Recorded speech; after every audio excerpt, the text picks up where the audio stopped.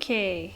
There's no music at this point, I believe, but we are continuing our playthrough of Ever 17, where we are doing Coco's route, and we're playing as the kid, who is now the blonde kid, because now we have realized that things are not as they seem. Big spoiler, sorry, but yeah, just go back and watch some playthroughs if you want to catch up. Anyway, the game, as of right now, we are passing back and forth through Takeshi and the blonde kid's timelines, and I'm going to refer to them as the blonde kid and the brunette kid. And Takeshi's box, his text box is green, where the new kid's is blue. Blonde kid's is blue. In Takeshi's timeline, just as a recap, Koko felt sad that Tsugumi got hurt, but Tsugumi's pretty okay with having a broken leg in that timeline. And at one point, Sora sounded a fire alarm, which triggered sprinklers, and I think the brunette kid is starting to go insane, which is fine. But because of that, that zipped us back into the blonde kid's timeline, where Sarah was trying to piece together that we are related because we can both see the light pendant containing the man from the sun, which is supposed to be her father, so she assumes. And because she kept saying daddy, it zipped us back to Takeshi's timeline, where Koko keeps calling us daddy, and that was fun to read. She made us play this game called Chicks, where you embarrass yourself trying to play this game where you pretend to be a chick. And I think maybe Koko possibly took a shit in the water. It's implied. It's very strong method acting. And then,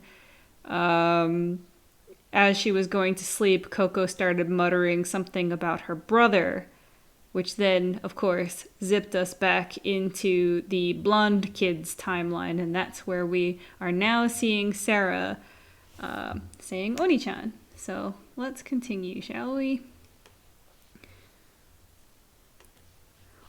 And Sarah says, Oni-chan. Huh? Oni-chan. What is it, Sarah? It had been over 12 hours since Sarah started calling me Oni-chan. The swelling of Sarah's eyelids had just started to fade, but her eyes still watered. About 12 hours before, Sora had told us the truth. Okay, I'm gonna constantly check if I can skip through. I don't think I can at this point anymore, but it's worth checking. No, okay. Even since seeing the hologram in the Cosmic Whale Room, I had kind of sensed it. Sarah was my sister. Maybe I had already known it when I saved Sarah from the elevator. Maybe I had just pretended not to realize it when in fact I really had. It was strange, but I didn't quite understand the details of my own mental state. Because it almost felt like the person who had caused me to pretend was a me that wasn't really me, if that made sense. I know I had to find out the truth from the moment that I'd seen the pendant in the Cosmic Whale Room, especially after I'd noticed it had been missing a piece. I could tell Sarah felt the same way. I didn't know from what exactly she started wondering if I was her brother, but looking back on it, there were many times that she might have hinted at it. But all of those moments had seemed to me like she was half joking. The moment that everything came together was when I saw an image in the hologram, because I had been able to see something that nobody else could.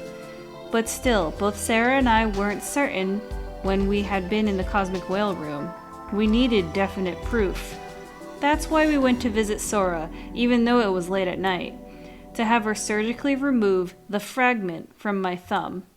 And since Sora wasn't able to perform the actual operation, we decided to wake up you. At first, you had no idea what we were talking about, but as soon as she understood the situation, she willingly agreed to help.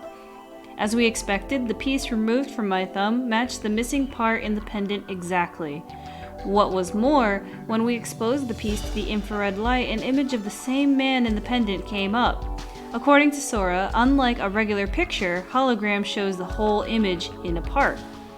For a picture, it would be impossible to see the whole image with just a piece of it, But with a hologram, it was possible to generate the whole image even from a tiny piece. That was one of the special properties of a hologram.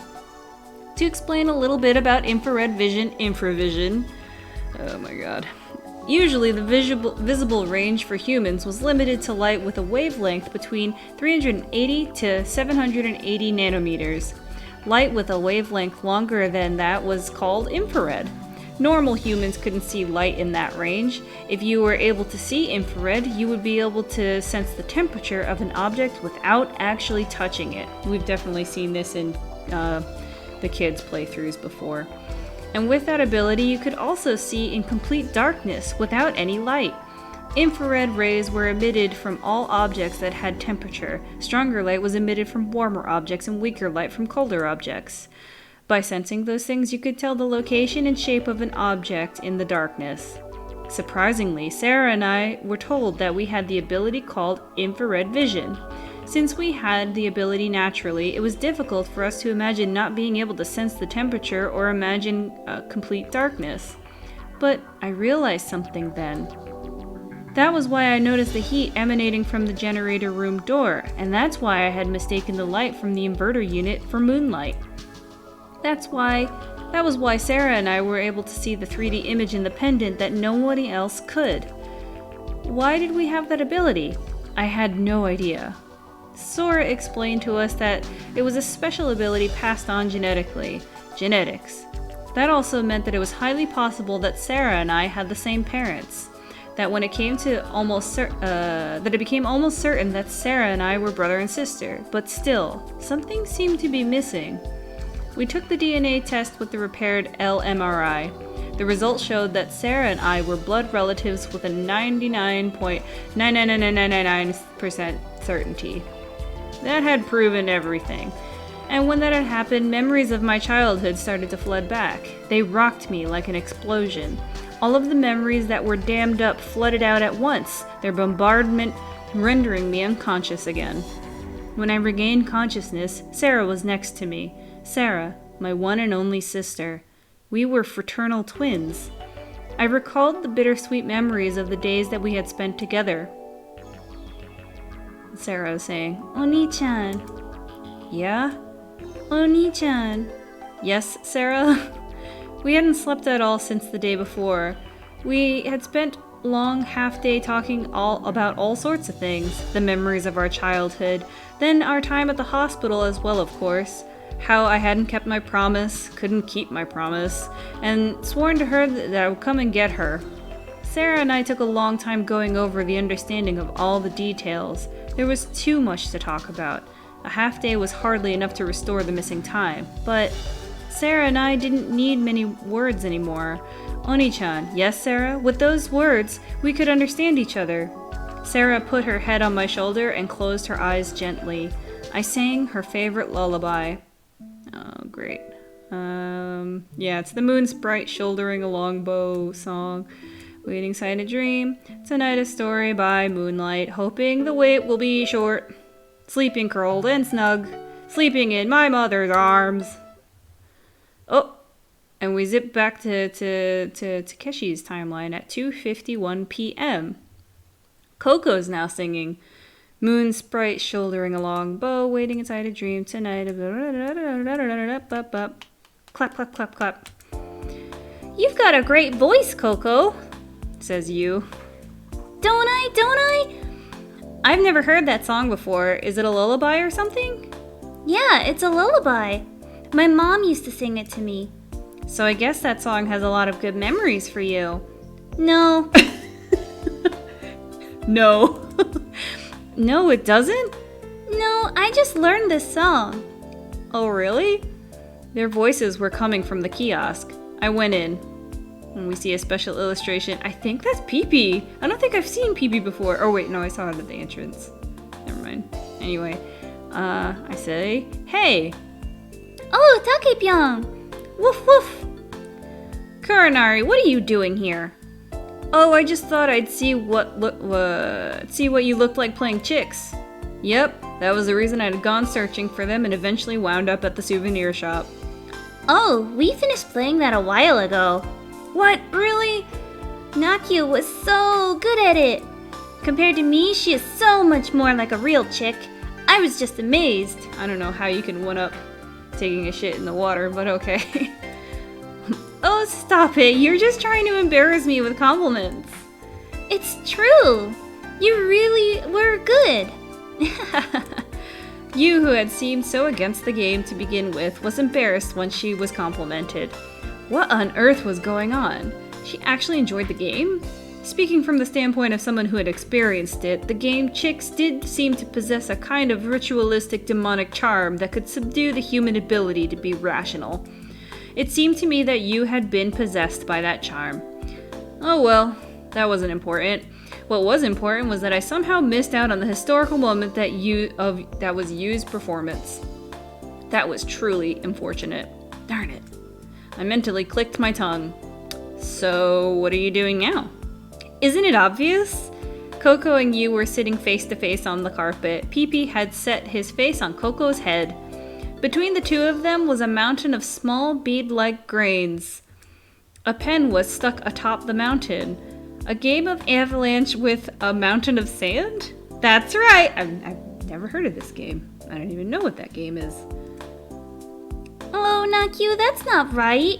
What? This is a mountain of tears. Oh god. It's a mountain of tears, not sand. A mountain of tears? I sat next to them and pinched a single grain from the mountain. Oh, I remember. Koko was throwing these into the puddle at the ruins yesterday. Clear, colorless grains. They were formed in the shape of of a drop of water. Glass tears. No, they weren't made of glass. I could tell by touching them. You never told me what they were yesterday, did you? So I guess I'll try again. What are they? They're mermaid tears. Mermaid tears? Koko closed her eyes and nodded. I don't care what you say. There's no way that these are real mermaid teardrops. Oh yeah? Saying that, you pointed the display racks at the souvenir shop. Huh? I stood up and walked towards where you pointed. The racks were packed with different kinds of merchandise. Among all the stuff, there was a corner with a line of old-looking ceramic bottles. Oh, look at that. It is mermaid tears. Special illustration. I picked up one of the bottles and looked at it. It was slightly bigger than the size of my palm and heavier than I had imagined. It felt solid in my hand. Printed on the label was mermaid tears. I looked at the bottom of the bottle and there was a round stamp on it. Contents: candy. Ingredients: sugar, corn syrup, acidifier, flavoring. I shook the bottle and I heard a dry, crisp sound. Pulling off the cork top, I poured out some into my palm. I poured too much and some of them spilled from my hand to the floor, and the mermaid tears bounced on the carpet as if they were dancing. I see. Holding the bottle in my right hand and the teardrops in my left, I went back to where I had been sitting before and plopped down with a thud. So these mermaid tears are just some kind of souvenir? Yep. Let's see. Mumbling to myself, I popped the teardrops from my left hand into my mouth and I chopped down on them hard. The melting sweetness spread in my mouth. These are good! It had been a long time since I had tasted anything besides a tuna sandwich. I had heard somewhere before that eating sweets made people feel happy, and at moments I was enraptured by the sweetness in my mouth. Oh my gosh! You shouldn't have done that!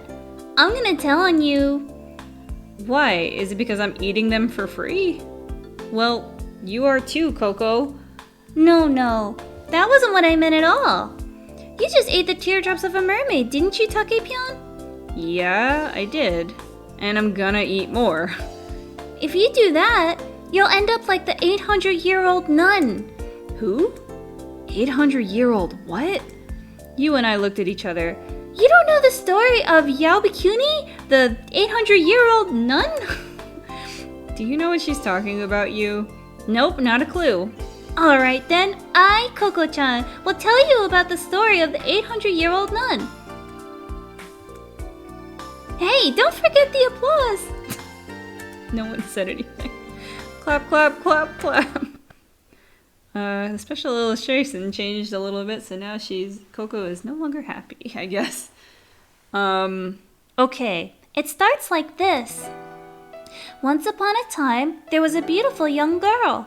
She was 17 years old and she loved camellia flowers. She also had a very handsome boyfriend. And he was about her same age. I think he was, at least. Anyway, one day he gave her a camellia flower as a gift and said, "This flower is for you." "Oh my, what a beautiful flower this is." "Yeah, this flower sure is pretty, but you're even more beautiful. Even 1,000,000 of these flowers couldn't be as pretty as you." "Oh, you're such a sweet talker, you. Hey, I'm not just trying to flatter you, I'm telling you the truth." "Oh, sweetheart, my love." They were so passionately in love that they could talk about this way in public without being embarrassed about it. We're not saying anything. Well, one day, the girl's dad, and his name was Gonta-kun, went diving into the ocean. And he did that because this old guy who lived in the ocean was like, "Hey, Gonta-kun, I'm gonna have a home party. Wanna come?" And invited him to the party. Gonta-kun arrived at the most gorgeous mansion he'd never seen in his whole life, but strangely he was able to breathe once he got inside. "Oh, good to see you, Gonta-kun," the old guy welcomed him. Gonta-kun had a gourmet dinner and a wonderful time, but it eventually came time for him to go home. Gonta-kun said, "I'm real sorry, but I've gotta go home soon." The old man who lived under the ocean said, "Leaving so soon, huh? That's too bad. My daughter's waiting for me at home. I'll come back again sometime soon, okay?" "Oh, well, hey, why don't you take this as a souvenir?" The old man handed him a bottle of something that looked like alcohol. "What's this?" asked Gonta-kun. The old man answered with a big smile, "It's mermaid tears." We're not saying anything. Gonta-kun went home and hid the souvenir in the cabinet, and a few days later, an incident took place. While Gonta-kun wasn't home, his daughter secretly opened the cabinet and drank all the liquid in the bottle. It was so delicious that the girl drank up the whole thing, and after that, the girl stopped aging at all. A year had passed, then 2, then 3. After 5, 10, 20 years, the girl was still as beautiful as always, and she never had a body that would age. We're not saying anything. Eternal youth and longevity had always been a dream and hope for humans, but it wasn't the case for this girl. She lamented and cursed her own fate because she stayed at the age of 17, but her boyfriend grew older and older. One day an incident happened that was very sad. Her boyfriend passed from this world at the very tender age of 34. And before he died, he said to her, "Wait for me 700 years. After 700 years have passed, I'll be reborn into this world and come to you." The girl cried and cried. Boy, did she just cry and cry. After a while, because she was so sad at losing him, she decided to leave on a long trip. And she renounced the material world and decided to live her life as a nun. We're not saying anything. The nun traveled around the country. She cured the sick, helped the poor, did a little farming, built some bridges over rivers, and planted lots of camellia seeds. When the camellias grew mature, healthy, and started to flower, she would move on to another region and began all over again, helping those in need. She continued living in that way for hundreds of years. For reasons, she planted the camellia seeds was a way of giving directions to her boyfriend in case he ever came looking for her. She planted lots and lots of camellia seeds so that when he was reborn into this world, he would know where she was. She hadn't given up hope. She had kept believing this whole time that her boyfriend's words would come true. And at last 700 years had passed, and she returned to her homeland. But there wasn't anyone who knew her anymore. And with no place to live, she decided to enter a cave on the outskirts of the village. She planted many camellia seeds near the entrance, and before she entered the cave, she told the villagers, "I will ring a bell at sunrise and sunset. If you stop hearing that bell, please just think that I have passed away." We're not saying anything. A year passed, then 2, then 3. After 5, 10, and 20 years, her boyfriend still didn't show up. 30 years passed, then 40, then 50 years passed. After 60, 70, 80 years had passed, her boyfriend still hadn't shown up. 800 years had passed since she was born. The bell finally stopped ringing. After all that time, her boyfriend had never appeared. The camellias in front of the cave blossomed beautifully, never wilting for many years. People honored this young and beautiful nun and prayed for her, and wished for longevity and happiness. And people decided to call her Yaobikuni, the 800-year-old nun. The end. Oh, not really. It's to be continued. Huh? Wait, there's more? Well, actually, that's the end of the tale that I know. But there might be more to the tale. What do you mean? Well, nobody actually found her body. They just figured she was dead because the bell stopped ringing. Maybe she's still alive in a cave somewhere in Japan, you know? Still waiting for her boyfriend? Stupid, there's no way that story is true. It's just an old fairy tale, that's all. I don't know. I think she might still be alive somewhere. Yeah, me too. Oh, come on, are you guys serious? Hey, Coco, when was this nun born anyway? I don't know exactly, but I've heard it was about... Whoa. Whoa. Whoa. Hey, Google. Shut up. Wow, that was scary. My thing just turned on. Anyway. What was I saying? Cool. I don't know exactly, but I've heard it was about 1,300 years ago. You see, 1,300 years ago? If she were still alive, she'd be 1,300 years old. Look, you don't have to inform us of the obvious. Let me just put it this way. 1,300 years from now would have been 700 AD. That means that she would have been living since the Nara era, or even before that. That would amaze even Prince Nakano Oe. What are you so worked up about? You're the one who said it was just an old story, Kurinari. I'm not worked up. You're old enough to know what I'm talking about. Don't break girls' romantic dreams for no good reason. Okay, Coco? Yeah. She entered the cave at the age of 700, so that means that she waited for her boyfriend another 600 years, right? But, but she might still be alive, so that makes it that she is in waiting, as in the present tense. Anyway, when her boyfriend finally arrives at the entrance of the cave, which is overflowing with camellia flowers, they will finally be reunited. And with an extra 600 years of loneliness, they will be rewarded. Their 1,300-year-old love will be fulfilled. Oh, how romantic. Romantic, huh? Now Coco's sad. I think it's more sad than romantic. Well, I mean, she's been waiting in this deep, dark cave. Just waiting for her boyfriend for the longest time, you know? She's been all alone. All so alone and so lonely. But she couldn't die either. I wish that she'd never drank those mermaid tears. Everybody's quiet. Hey, Coco? What? Do you believe that mermaids actually exist? Geez, there you go again. You're too practical.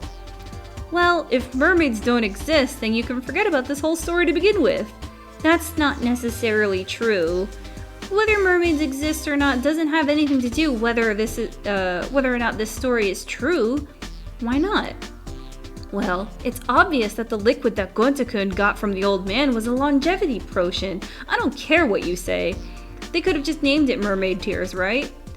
What I'm trying to say is that the potion didn't actually have to be made from mermaid teardrops. I mean, those candies aren't actually mermaid teardrops. Well, you have a point. So, mermaid tears is only the name for the strange liquid, right? Alright, fine. Let's skip the whole mermaid business. But you know what, you? Think really hard, will you? Do you honestly think that something like eternal youth exists? I do. Do you have a basis for that belief? Yes. Okay, well then show me. Okay, I'll show you. This is a little off topic, but Doesn't this story of Yao Bikuni remind you of something else? I'm talking about the tale of Rip Van Winkle.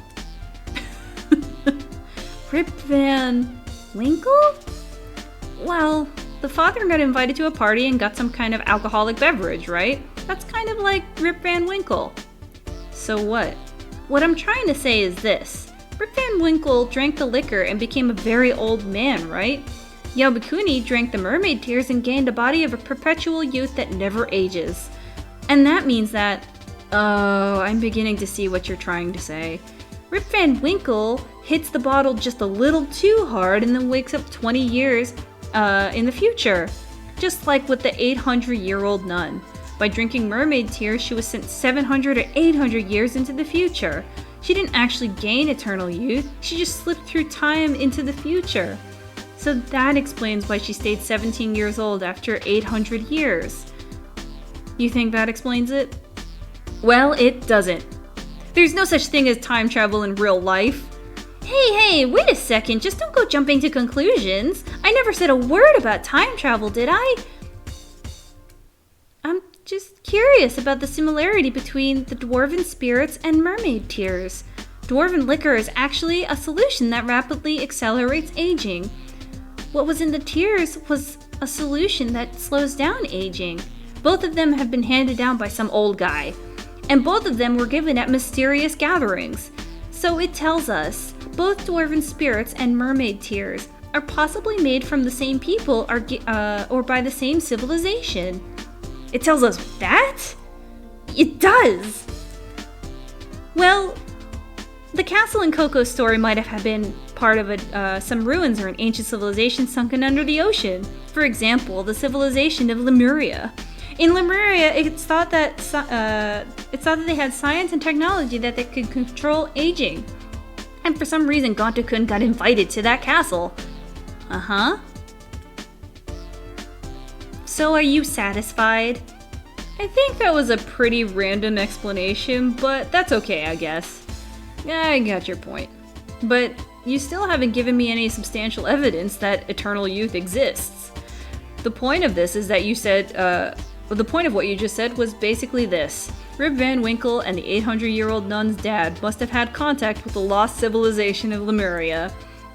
Alright then, let's just suppose this assumption was correct. Even if the civilization of Lemuria actually did exist, nobody knows if they had the technology to control aging, right? There's no way that you can prove it. Besides, Lemuria never did and never will exist.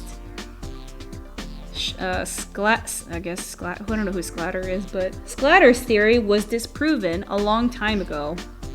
What's Sclatter? The name of an English zoologist. I'm glad. Ask and ye shall receive. In the mid-19th century, he noticed that the same species of lemur inhabited Africa, Madagascar Islands, Asia, and the Indonesian islands. But lemurs can't swim. Well, maybe just a little, but certainly not in a long distance. Well then, how could the same kind of lemurs reside on different islands separated by a massive ocean? Sclatter thought, that's it, a long time ago, there must have been a great landmass in the Indian Ocean and these islands must have been connected as one. But in the mid-20th century, the theory of continental drift had been proven and Sclatter's theory was ignored after that. A long, long time ago, all of the land on Earth today was formed by one big continent, which very slowly got broken up and the continents shifted with the movement of the Earth's crust, or by virtue of plate tectonics, to become the way they are today. To be precise, the land masses are still moving even today by several centimeters each year, and the theory of continental drift was now known to be fact rather than just theory. So, the reason why lemurs exist on different islands can be explained by this theory. There, you see? There's no such thing as Lemuria. If there's no Lemuria, there couldn't be a Lemurian civilization. Oh, really? You don't say. Well, sorry to cut you off when you were just getting started, but Lemuria I was referring to was in the Pacific Ocean. Why would a Japanese person like Gonta-kun go all the way to the Strait of Malacca and then into the Indian Ocean? Lemuria was located on the Pacific Ocean. In the Pacific Ocean? Are you, by any chance, talking about the continent of Mu? I don't know Takeshi to be smart, so this is weird for me to say. Anyway. It doesn't matter what you call it. There used to be an ancient civilization in the Pacific before recorded history. Some people called it Lemuria and other people called it Mu. It doesn't really matter, does it? Oh, I'm getting a headache. I guess you're right, it doesn't matter. It really doesn't. Whether you call it Lemuria or Mu, it never existed anyway. Why do you have to be so serious? It's so childish. Don't you have any imagination, Kurinari? You're the one who's childish. You're 18, right? Grow up, will you? Get real. The ancient civilization before time, perpetual youth and longevity, Rip Van Winkle, 800-year-old nun, and Santa Claus, none of these things exist. They're all just fairy tales. Not all fairy tales are fiction. Some of them may be real. No way. Yes way. Well, I for one believe Rip Van Winkle really existed. Oh, you're so sure, huh? Do you have any proof? Do you? Of course! Well then, let's see it. Okay, I'll show you. Rip Van Winkle was... What? Rip Van Winkle was... Rip Van Winkle was... Rip Van Winkle was... Suddenly Yu put her hand to her chest and seemed to be suffering. Now we are nervous. Koko is sweating. Takeshi says, "What's wrong?" Hey, are you okay, Nakyu? Uh-huh. I'm okay. It happens all the time. What do you mean all the time? Yu's face had gone pale. Her lips were almost purple, and sweat began to run down her forehead. She grabbed her chest with her right hand. She groaned in a low voice and squatted to the floor. She jabbed her left hand into the mountain of tears. The mermaid tears scattered everywhere, and the pen on top flew into the air. I'll be alright. She didn't seem alright at all. Her breathing was fast and her body was stiff and shaking. Her facial color almost seemed like that of a corpse. What should we do? Should we leave you and call for help? No, we don't have any time to lose. To the infirmary! We gotta take her to the infirmary! Koko, I'm gonna carry you to the infirmary, so you go ahead and tell everybody what's going on. Okay, I will. I carried you on my back and jumped out on the kiosk. The infirmary was close, so I could get there in less than a minute if I ran, but before I could think, my feet had already started moving. Kurinari. I kept running in silence. The infirmary was near. Hey, Kurinari, you whispered into my ear in a small voice. Rip Van Winkle was... He really... Alright, now we've zipped back to another perspective! Ah! Okay. Uno momento. Wow, what a twist. So far. What could possibly be going on? What does this all mean? Why is she losing her mind now? Anyway, one sec.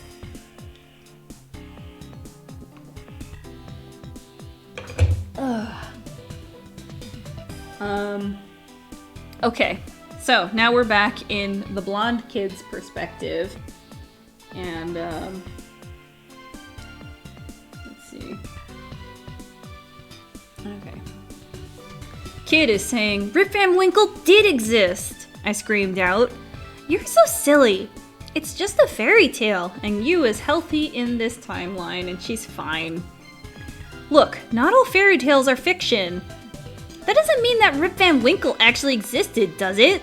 Besides, even in the tale of Rip Van Winkle was real, that has nothing to do with you, kid.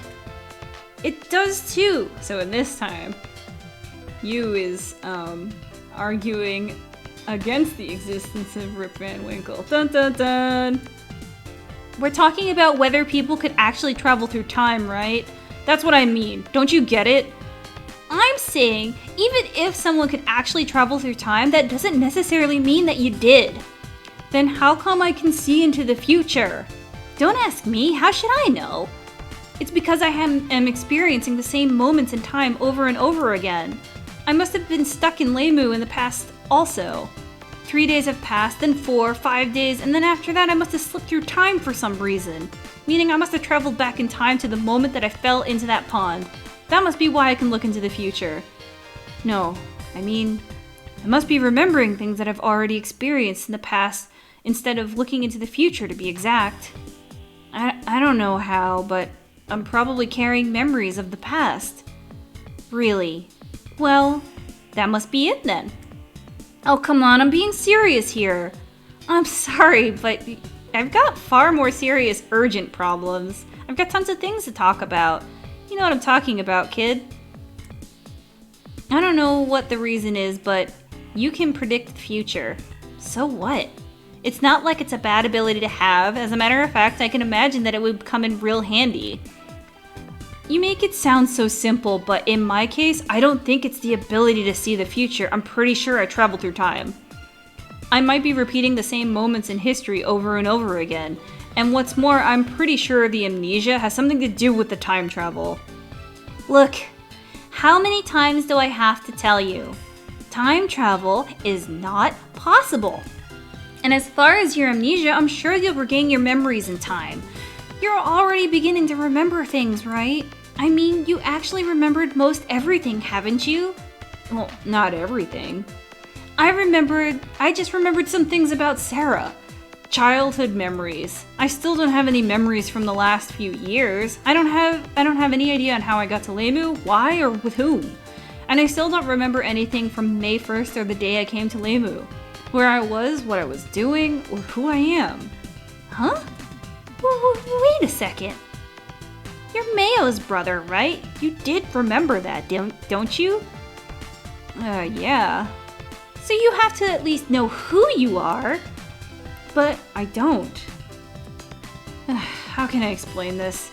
If someone were to ask me who are you? All I could say is I'm Matsunaga Sara's brother. I don't know any other way to answer.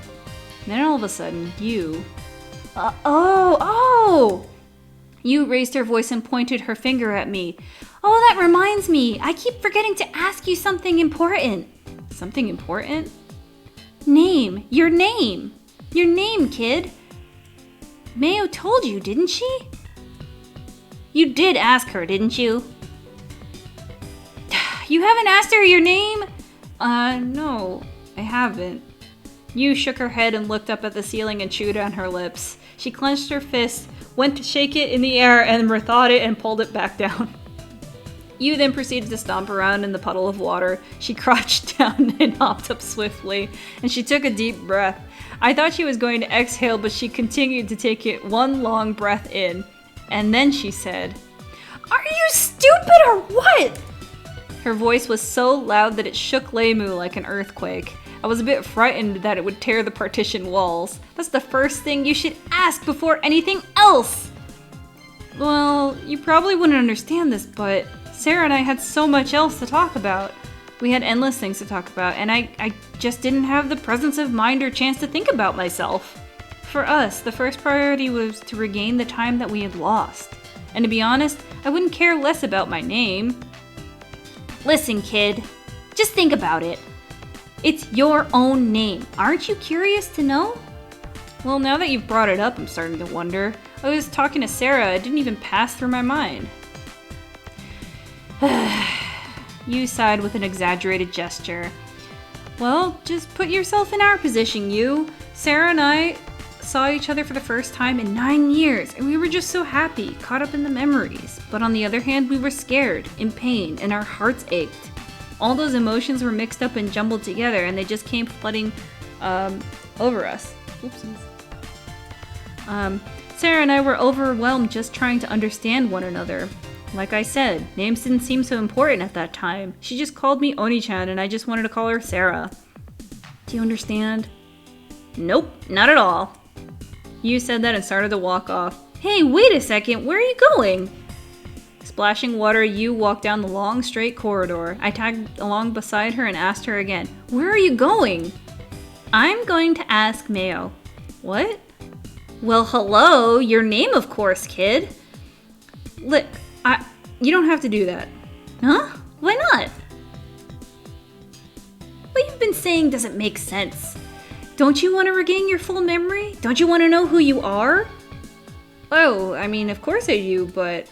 "Well then, instead of talking about stupid, outrageous things like seeing into the future or time travel, why don't you think it'd just be faster to ask Mayo?"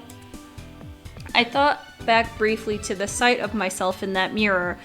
I had been so confused at the time because my face didn't look like my face. And at the same time, something happened with Sarah when she told me my name. I was afraid that the same thing would happen when Sarah told me my name. I was afraid that I might feel like my name wasn't really my name and end up all confused again. To tell the truth, it was a bit scary. Besides, is a name really all that important? What? Look, names are just things people give themselves to make identifying one another more convenient. It's just for convenience. So while living without a name certainly has its own challenges, I don't think a name is an absolute necessity. Take dolphins. They're highly intelligent creatures, but they don't go around calling one another by name. And they seem to be getting along just fine. They seem to be able to identify one dolphin from the others, too. They know which one is a son and which one is a wife, and the difference between a gray whale and a killer whale. They don't have names, yet they can recognize things correctly. And this is just speculation, but they seem to recognize individual identities. The dolphin seems to have its own sense of self, separate from the dolphin swimming next to it, and it's aware that it's a separate entity. They don't have to depend on names to recognize all of those things. My name's James. This one next to me is Ling Ling, and the one chasing after that fish is Umemi. I don't think they do that. It may sound kind of cocky, but sometimes I feel like humans depend on names too much. What is this tirade? If one day this girl that you've known as Ling Ling tells you, "Oh, by the way, my name is Lang Lang," wouldn't that throw you off? It'd cause confusion, and you might think, Ling Ling and Lang Lang are really similar, but they're probably just two different people. It seems stupid to get confused just because of a name. Meaning people value trust and depend on names more than the actual individual differences. I bet dolphins don't think like that. Oops.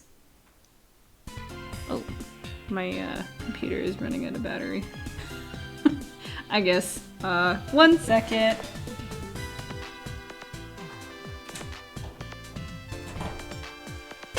No longer an issue. Okay.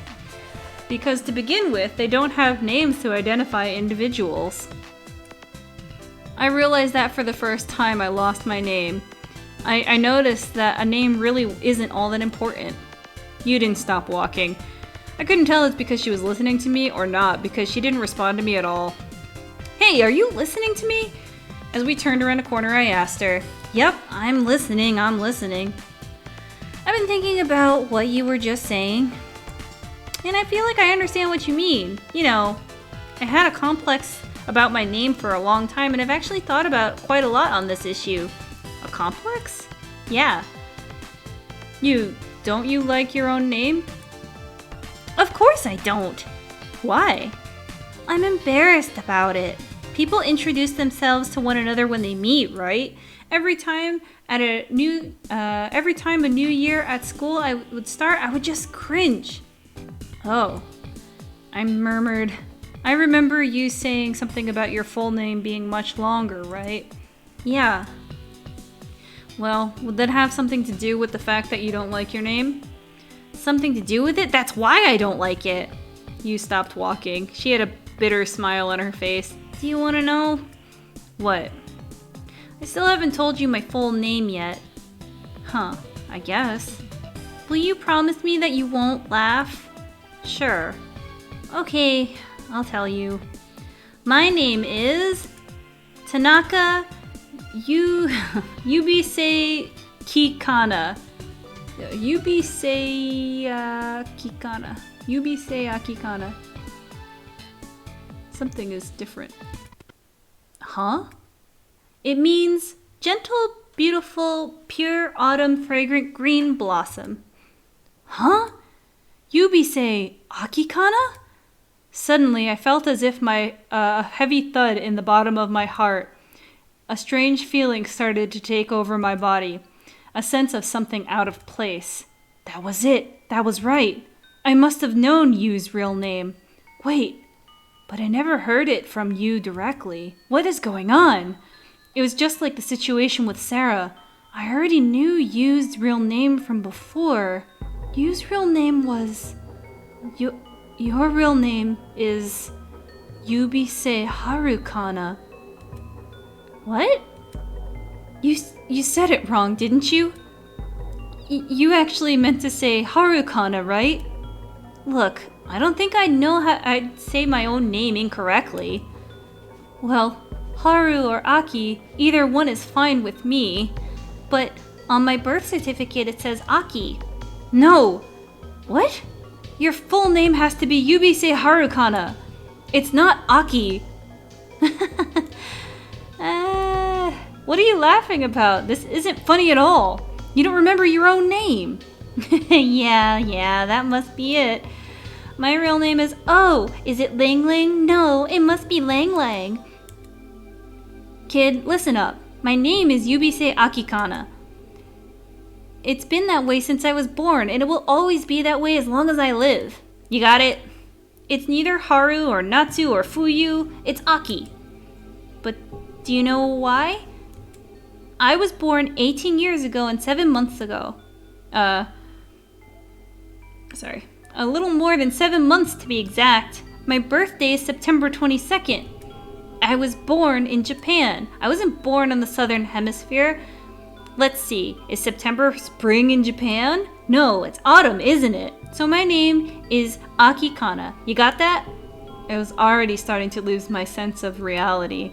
A bottomless fear crept up from the bottom of my stomach and threatened to leap out from my throat.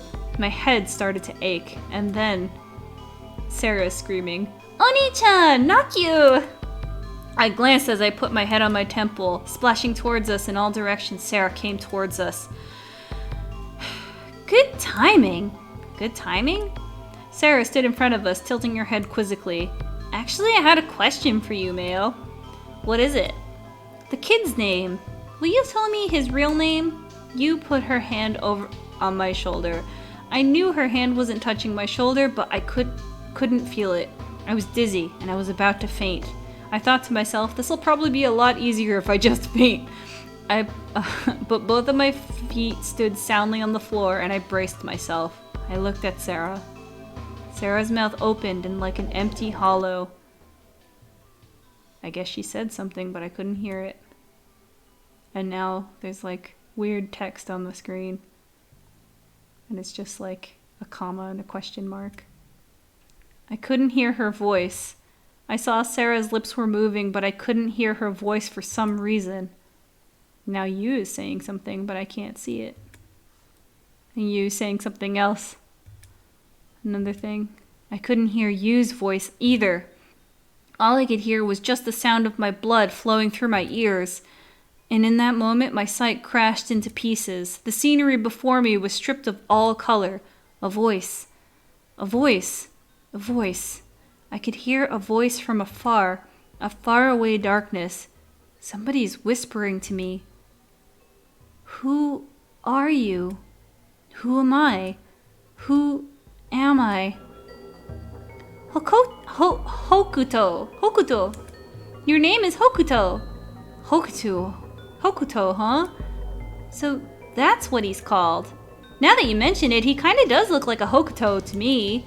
Hokuto. That is my name? That's right, Oni-chan. Hokuto, Hokuto. Hokuto. I repeated it aloud over and over again. Hokuto, Hokuto, Hokuto. My hunch had been right. I'd never heard the name Hokuto before. Hokuto. That couldn't possibly be my name. It didn't feel real to me at all. But Sarah wouldn't lie to me. So I figured Hokuto must be my name. Hokuto, Hokuto, Hokuto. Name, name, name. Yu's name had been Yubisei Akikana. My name is Hokuto. There's too much to think about. I felt I was close to my mental limit. I was dizzy. My head ached. I looked at my palm. I had 5 fingers. Everything seemed out of place to me. I still couldn't regain the real me.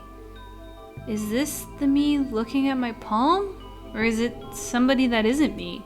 Is Hokuto really me? Or is it the me who's not Hokuto? Hokuto, Hokuto, Hokuto. Is it really? Oh, and we zip back! 7:44 p.m. Back to, Takeshi's timeline. Aww. You remember Chami? Everybody remembers Chami.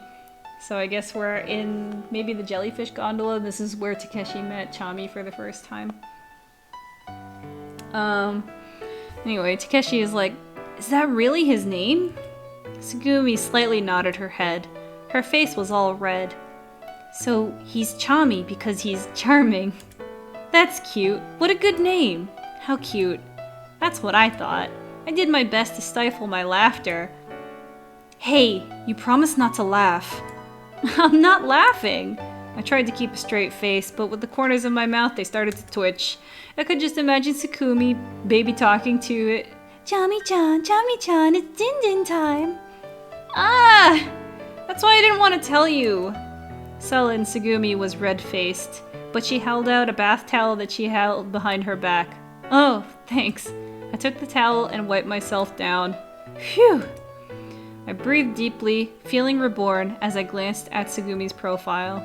She was playing with the hamster in her hand and her cheeks were bright. She looked so happy. It was the first time I'd seen her smile like she meant it. Takeshi, thank you, Tsugumi said in a whisper without looking at my face.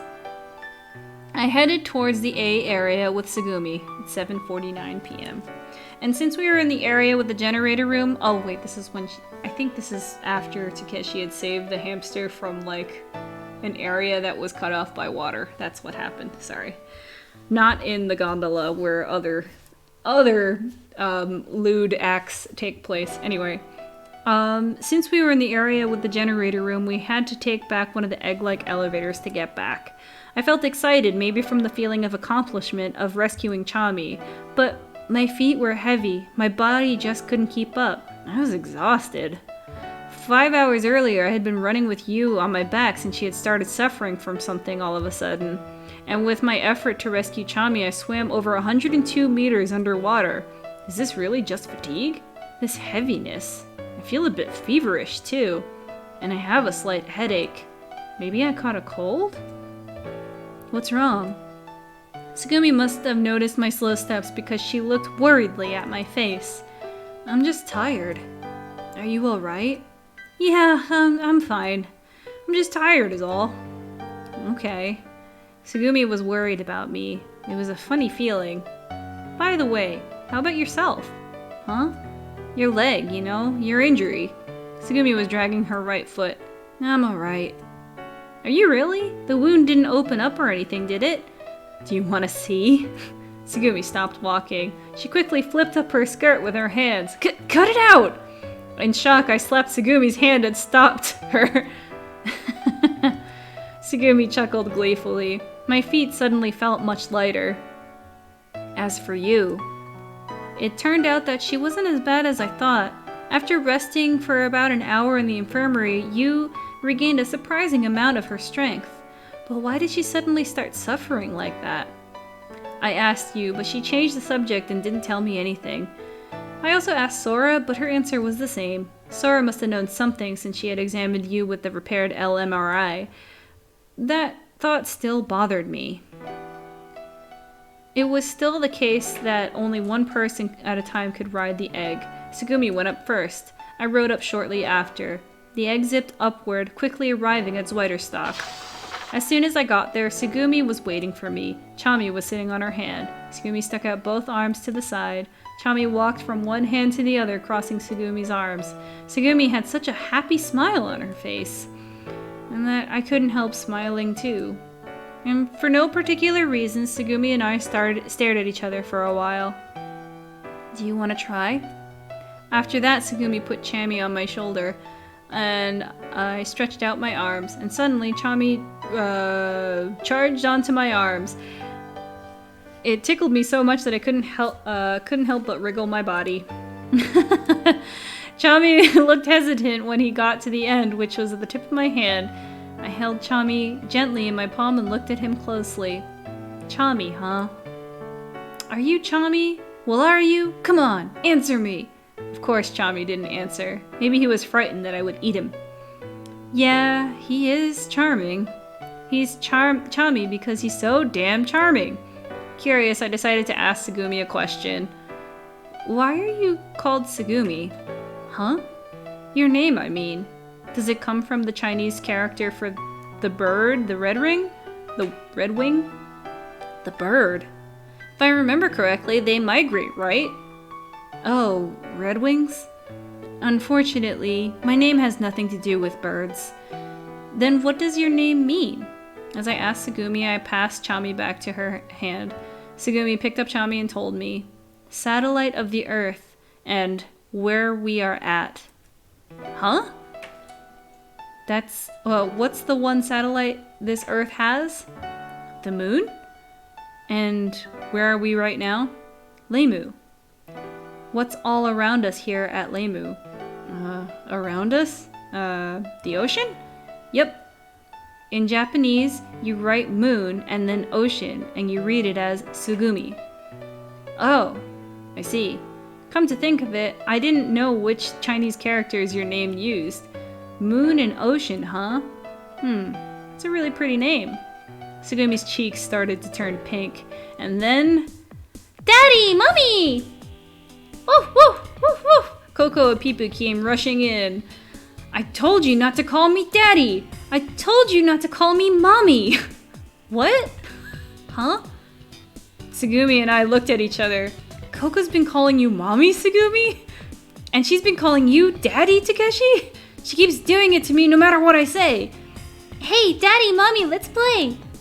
Woof, woof!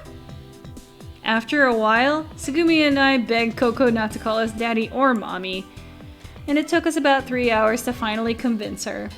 It was 3 times more exhausting to convince Koko than to dash with you on my back and swim 102 meters underwater. Incidentally, Koko's reason for calling Tsugumi Mommy was, a girl who doesn't have a mommy can call somebody who reminds her of mommy, Mommy. It's written in the Nakal tablet, isn't it? So she said. Needless to say, Koko had already had a real mother. Okay. Well, okay, that's it. That's it for today. What a fascinating time we've had of people passing out talking about Rip Van Winkle and stuff. Anyway, thanks for joining, and I guess this ending is a lot longer than I remember. Goodbye!